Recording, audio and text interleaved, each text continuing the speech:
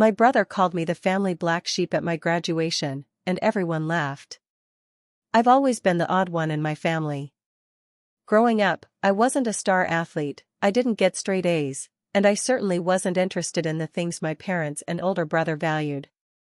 My brother, Ryan, was the golden child, captain of the soccer team, popular with teachers, and the pride of my mom.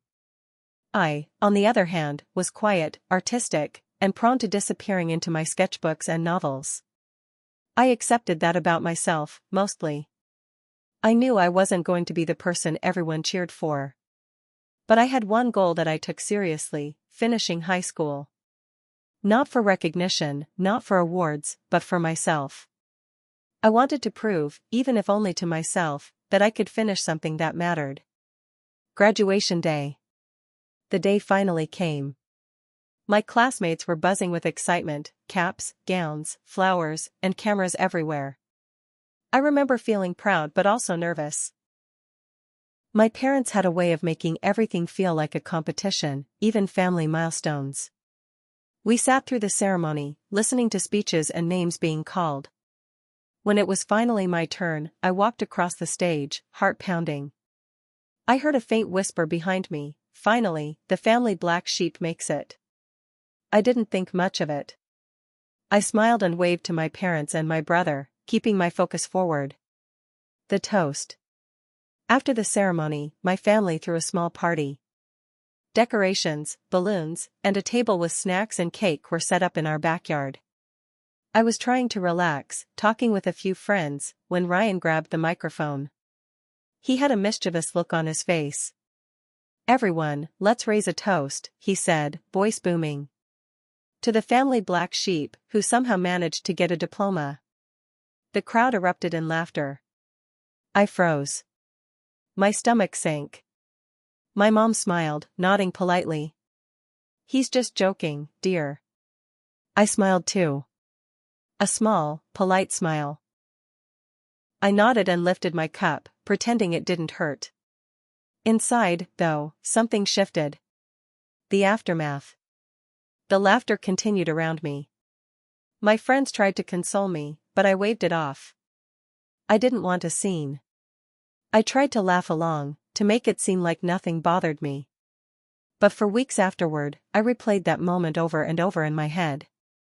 I started asking myself questions I hadn't considered before. Was I really the black sheep? Did my family truly see me as less than them? Had they celebrated my accomplishments at all, or were they just relieved I'd finished without embarrassing them? It hurt more than I could put into words. Realizations. Over the next few months, I noticed patterns in my family. My brother always got the spotlight, every birthday, every achievement, every little win. I was allowed to exist in that world, but only as a footnote.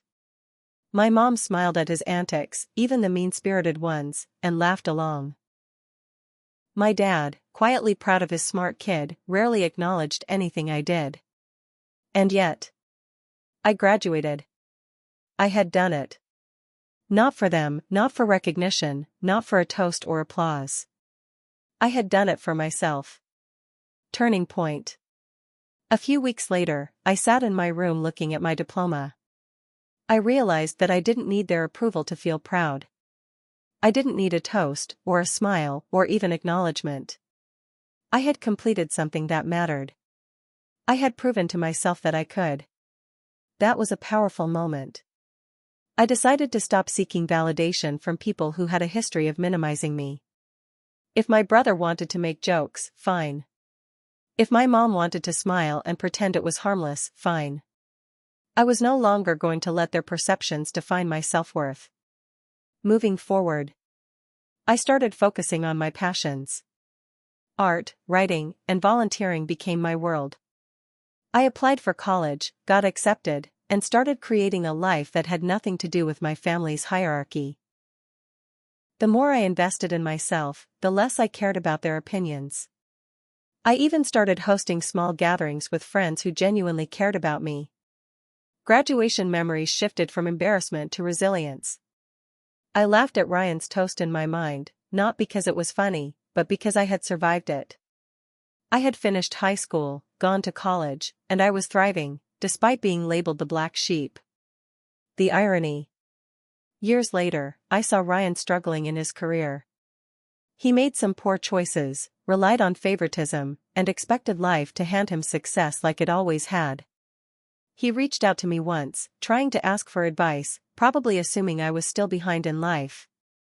I smiled politely and gave him guidance, knowing full well that I had already surpassed him, not because of luck, not because of approval, but because of my own perseverance. The real black sheep, I realized, wasn't who my family thought it was. It was me, yes, but in the best way possible. I took the label and turned it into strength.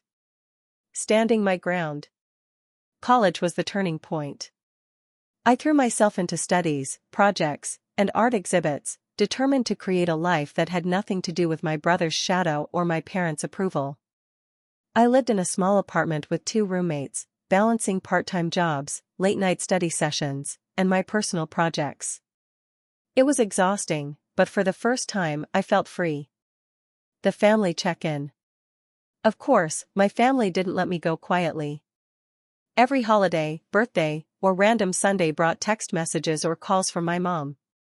When will you visit? Everyone misses you. You should come home for Christmas. We want to celebrate your success. And my brother, well, he was subtly competitive, always bringing up his own achievements. I just got promoted again. When are you finishing your thesis? I heard about the internship I got, maybe you should look into one too, he'd say with a smirk. I realized that my family's way of celebrating me often involved putting me in the spotlight just enough to remind me I was still the underdog. The turning point. One evening, my parents invited me to a family dinner. I agreed to go, thinking maybe it was time to show that I had grown beyond high school insecurities. During dinner, my brother, predictably, brought up my graduation again. Remember when I called you the black sheep at your party? Honestly, it was funny. Didn't you love that moment? I felt the familiar sting, but something had changed. I didn't feel small anymore. I set down my fork, looked him in the eye, and calmly said, I remember it. And you know what? You were right. I was the black sheep. And it took me a long time to realize something important, being the black sheep isn't a weakness. It's how I became who I am today. The room went quiet. My mom's smile faltered. My dad avoided eye contact. And my brother? Well, he looked like someone had handed him a plate of his own bitterness. I graduated, I built my life, I went to college, I created art, I got jobs, and I'm thriving. And you know what? I don't need your approval to do it. It was liberating. The first time, I didn't feel small at a family gathering. I didn't feel like the punchline. I felt strong. New boundaries. After that dinner, I set clear boundaries. I visited less often, spoke on my own terms, and refused to engage in their subtle competitions. I spent more time with friends and mentors who genuinely supported me. And the funny thing? The more I distanced myself from the family hierarchy, the happier I became. I stopped measuring my worth against my brother's achievements, my mom's judgment, or my dad's silence. I stopped waiting for validation that would never come. The inevitable reality. Years later, my brother struggled in his career and relationships, often calling my parents for advice or money. I had reached a point where I didn't care about being the black sheep anymore. He lived in the shadow of our parents' favoritism, and I thrived outside it. It wasn't revenge, not really. It was just life balancing itself. And every time I looked back at that graduation toast, I didn't feel anger or shame anymore. I felt pride.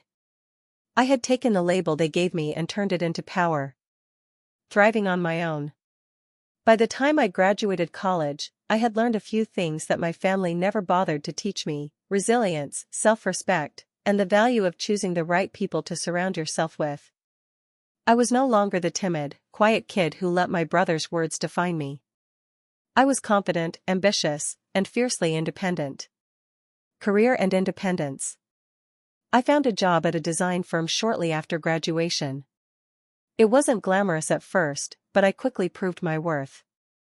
My colleagues respected me for my talent, my dedication, and my ideas. I started earning more than I ever imagined, enough to move into my own apartment and live comfortably. My brother, meanwhile, had floundered after college. The so-called golden child struggled to maintain a steady career. He relied on my parents for loans, advice, and validation. It was ironic.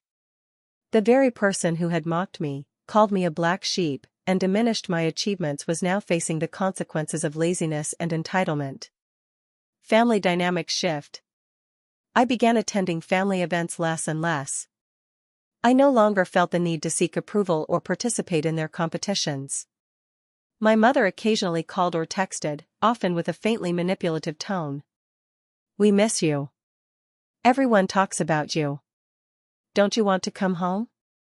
I learned to respond with polite neutrality or ignore the messages entirely. I realized that seeking her approval was futile. She had never celebrated me for who I was. My brother's attempts to belittle or compete with me no longer mattered. I had grown beyond their petty hierarchy. Personal growth. Outside of family drama, I started investing in my passions. I exhibited my art, took part in community projects, and traveled whenever I could. I met people who genuinely supported me, mentors who believed in my talent, and friends who celebrated every achievement with me, without comparison, judgment, or ridicule. For the first time, I understood what it meant to live life on my own terms. My past, the graduation party, the humiliating toast, the constant comparisons, no longer had power over me. I had built a life where I could thrive, regardless of their opinions. The turning point. Years later, a family reunion was held. My parents tried to include me, but I had made my choice. I attended briefly, not to be part of their narrative, but to observe. Ryan, predictably, boasted about his career, his house, and his achievements. My parents applauded him endlessly. I smiled politely, exchanged small talk, and excused myself early. On my way home, I realized something profound. I had finally achieved what my family could never take from me: peace. The label of black sheep had transformed into a badge of honor. It wasn't a mark of shame anymore. It was proof that I had overcome, that I had endured, and that I had succeeded in spite of them. The final reflection. Looking back, I see the irony. The family that mocked me and overlooked my achievements thought they were limiting me. But in truth, they had only pushed me towards self-reliance and strength. I learned that validation doesn't come from those who diminish you, it comes from within. Today, I am proud of my life. I have financial independence, a career I love, and a circle of people who truly appreciate me. I don't hold grudges, but I don't allow toxicity to linger either. I am thriving because I chose myself first. And that, I realized, is more powerful than any applause at a graduation party. Building my own family. By now, I had grown into a version of myself that my family barely recognized. I wasn't just surviving, I was thriving. I had a career I loved, friends who supported me unconditionally, and the beginnings of a life completely my own. But there was still one thing I wanted to redefine: family. I realized that family doesn't have to be blood. Family can be the people who show up, who celebrate you, who love you without judgment. Slowly, I started surrounding myself with that kind of family, friends who became siblings, mentors who became parental figures, and partners who became pillars of support. Rewriting the narrative. One evening, I hosted a small dinner at my apartment. It was my own little graduation party, years after the official one where my brother humiliated me. This time, the people I invited genuinely celebrated me. No jokes, no comparisons, no backhanded comments. Just laughter, warmth, and encouragement. I realized then how different this felt. I could finally enjoy milestones without fear, without anxiety, without the need to measure myself against anyone else. I had claimed my achievements, my successes, and my happiness. A message from the past. Not long after, my mother sent me a message. It was tentative, almost desperate. I know I hurt you. I hope we can talk. For a moment, old emotions flared, anger, hurt, disappointment. But I realized that forgiveness wasn't about her. It was about me. I replied simply. I built a life where I'm happy. That's enough. I don't need anything from you to feel whole. And that was the final closure I needed. I didn't need her approval, her validation, or her recognition. I had everything I wanted in the people I chose to have in my life. Thriving without approval. In the following years, I continued to grow. My career flourished, I traveled to places I had only dreamed about, and I invested time in my passions. I watched my brother make mistakes, struggle, and face the consequences of the same entitlement that had once put me in the shadows. I didn't gloat. I didn't interfere. I simply lived my life on my terms, free from the toxic cycles that had once tried to define me. Even my mother eventually passed, leaving unresolved conflicts behind. I attended the funeral, not out of obligation, but out of acknowledgement that she had shaped a part of my story. I didn't mourn her influence, I celebrated my resilience. Finding true happiness. The most profound change was internal. For the first time, I didn't measure my worth by comparison, favoritism, or recognition from those who tried to diminish me. I knew I had fought hard, endured pain, and emerged stronger. I had turned the label of black sheep into a symbol of perseverance, independence, and self-worth. And the best part? I was happy. Not just content, not just surviving, but genuinely happy, with people who loved me for who I was. I realized that life isn't about proving your worth to others. It's about claiming it for yourself. And that, I discovered, is the true victory. Closing the door. Years had passed since that humiliating graduation toast. I had grown in ways my family could never understand. My career was thriving, my friendships were strong, and my life was built on my own terms. But sometimes, old memories resurfaced, moments when I felt the sting of being the family black sheep again. One day, my mother called. Her voice trembled. I wish you'd come home. I feel like I've lost you. I sat quietly, listening. Part of me wanted to feel guilt, to rush back and fix what she called a loss. But I had spent years learning a harder lesson. I couldn't mend someone else's mistakes for them. I had to protect myself first. I'm happy where I am, I said finally. I have everything I need. That's enough. She sighed, defeated. I could almost hear her realizing she could no longer control me. My brother's struggles. Meanwhile, Ryan's life began to unravel. Without my mother constantly rescuing him, he faced failures he had long ignored, lost jobs, broken relationships, and mounting debt. I watched from a distance, not with schadenfreude, but with clarity. His life was now his own responsibility, and my life was mine. For the first time, I didn't compare myself to him. I didn't care if he succeeded or failed. My victories were my own, and his failures were no longer my burden. Reclaiming family on my terms. I began to redefine what family meant to me. It wasn't the blood that mattered, it was love, support, and respect. My sister, who had quietly supported me, became closer than ever. Friends who had stood by me during college became my family. Even colleagues became people I trusted and admired. I hosted gatherings in my own home, celebrated milestones with those who genuinely cared, and let go of the people who had once mocked or belittled me. It was liberating. Reflection. Sitting on my balcony one evening, watching the city lights, I realized the full extent of my journey. The black sheep label that once hurt so much had shaped me into someone resilient, independent, and self-sufficient. I had survived ridicule, favoritism, and neglect, and I had emerged stronger.